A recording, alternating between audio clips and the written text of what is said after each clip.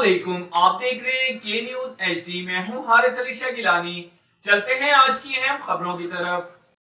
रुख करेंगे फैसलाबाद का, जहां से हमारे नुमाइंदे की रिपोर्ट के मुताबिक फेस फाउंडेशन के ज़ेर एहतमाम एंटी ह्यूमन ट्रैफिकिंग के मौजू पर दारुल अमान में सेमिनार का एहतमाम किया गया, जिसमें सदर फेस फाउंडेशन और मेंबर कमेटी मियां नदीम अहमद, इंचार्ज दारुल अमान मैडम सूफिया, जवारा एहसान, इरम मुश्ताक, हाफजा आयशा, शाजिया और दीगर ने शिरकत की। सेमिनार से खिताब करते हुए सदर फेस फाउंडेशन मियां नदीम अहमद सूफिया रिजवान ने खिताब करते हुए कहा कि तमाम अजला में एंटी ह्यूमन ट्रैफिकिंग कमेटियां फाल हो चुकी हैं। डिप्टी कमिश्नर सरबराहीन, CPO, FIA director social welfare, deputy director labour department, director prosecution और फेस फाउंडेशन फैसलाबाद की कमेटी के मेंबरान हैं।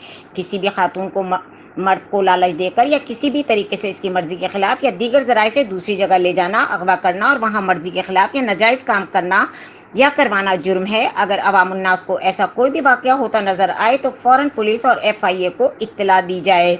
इस हवाले से मुख्तलिफ इदारों में आगाही मुहिम जारी है। बैनुल अजलाई, बैनुल सूबाई और सतह पर कोई भी वाक़ा हो तो इदारों से राब्ता करें ताकि फौरी तौर पर कार्रवाई की जा सके।